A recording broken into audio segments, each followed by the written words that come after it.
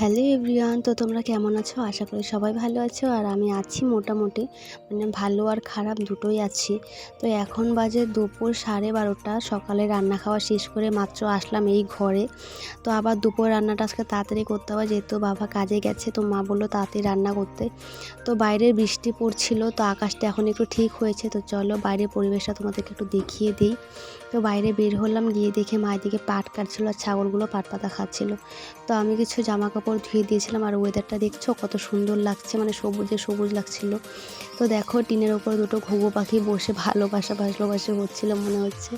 তো যাই হোক, দুপুরে রান্নার সময় হয়ে গেছে। তো এসে পড়লাম আমি রান্না করতে। আর রান্না করতে আসার পরে চালের মধ্যে দেখি এত পরিমাণে ধান, এগুলো বাছতে বাছতে আমার 10 মিনিট চলে গেল।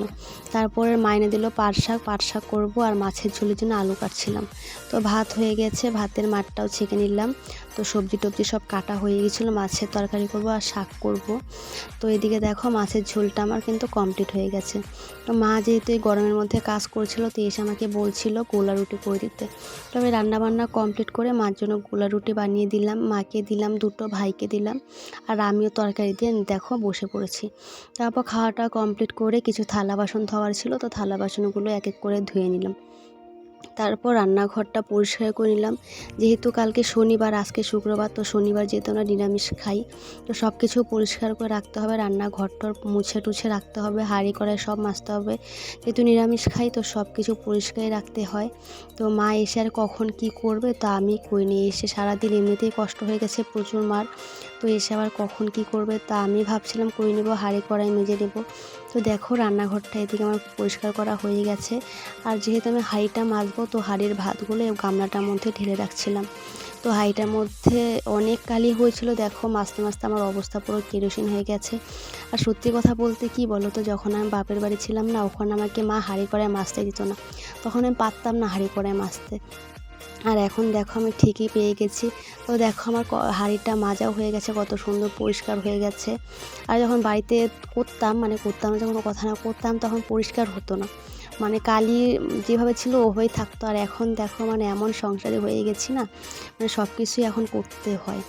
সব কিছু এখন শিখে গেছি করাটা। তারপর কড়াইটার মধ্যে এত পরিমাণে কালি হচ্ছিলো, কালিটা উঠছিলোই না, অনেকটা পরিশ্রম হয়ে গেল। তো কড়াইটা আমি অর্ধেক মাজছিলাম, আর মা এসে আর বাকিটা মেজে দিয়েছিল, যেহেতু আমার দ্বারাই হচ্ছিল না। তো দেখো আমি এইভাবে মাজছিলাম, মা এর থেকেও ভালো করে পরিষ্কার করছিল পরে। তো তারপরে সব কাজ করা কমপ্লিট করে দিয়ে ঘরগুলো শুয়ে নিলাম। আর এই ঘরটা আমার ঘরটাও শুয়ে নিলাম, বাকি ঘরগুলোও শুয়ে নিলাম।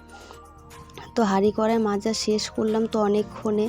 মা আবার বৃষ্টির মধ্যে ভিজে ভিজে করছিল, দেখে ভালো লাগছিল না। এমনি এত পরিশ্রম করে এসে আবার বৃষ্টির মধ্যে ভিজে ভিজে কড়াইটা মাজলো। তো এদিকে উঠানটাও শুয়ে নিচ্ছিলাম। আর বৃষ্টি না, এত পরিমাণে বৃষ্টি হচ্ছিল, উঠানটা পুরো কাদো কাদো হয়ে গিয়েছিল। আর এত পরিমাণে কাদো হয়েছে, উঠানটা নোংরা যা ছিল উঠানের মধ্যে একটাও যাচ্ছিল না। অনেকটা কষ্ট হচ্ছিল উঠানটা শুতে, কিন্তু আর কি করার। তো শুনে নিচ্ছিলাম উঠানটা। তারপরে মা আসবে, বৃষ্টির মধ্যে ভিজে ভিজে হাঁড়ি করে মাছছিলই। তো মা এসে চান করে আবার পুজো দিবে। তো আমার সন্ধ্যাবেলা আবার গরুর দুধটা গরম করতে হবে, মা বাবার জন্য আবার চা করতে হবে। আবার মা বাবার জন্য করতে হবে, আবার ও কাছ থেকে এসে আবার বলে ও নাকি চা খাবে, তো ওর জন্য আমাকে আবার চা করতে হয়। তো দেখো কাজ বাজ শেষ করে এখন বাজে 5:30। একটাতে রান্নাঘরে আমি গিয়েছি, আর এখন বাজে 5:30। এখন রান্নাঘর থেকে বের হলাম, সমস্ত কাজ বাজ শেষ করে বের হলাম। তো সমস্ত কাজ এখন শেষ হয় বললে ভুল হয়। তো সকালে বালিশের ঢাকনাগুলো ধুয়ে দিয়েছিলাম, ওইগুলোই লাগিয়ে নিচ্ছিলাম। আর দেখো এত গরম লাগছিল না, আমি চুলটা কোথায় বাঁধছিলাম। আর নাইটির হাতাগুলো দেখেছো কি করেছিলাম, পুরো পাগলের মতো। তো বালিশের কাভারগুলো আমি লাগিয়ে নিচ্ছিলাম। তারপরে মা ওদের গায়ে বানিয়েছিল, দুধ গরম করে চা করে এসে পড়েছি ঘরে। তো আসার পরে এই যে বৃষ্টির নামলো, বলার মতো না। তো বাবা কাজ থেকে আসলো, আসার পরে আমাদের পাট কাটছিল, তোমরা দেখলে। তো ওইগুলো বাড়িতে আনতে হবে ভিজানোর জন্য। তো বাবা এই বৃষ্টির মধ্যেই দেখছি পাট আনছে, দেখতে পাচ্ছ ওই যে দূরে রাস্তার মধ্যে। তো বাবা আনছিল পাটগুলো, তো ও কাছ থেকে আজকে তাড়াতাড়ি এসে পড়েছিল।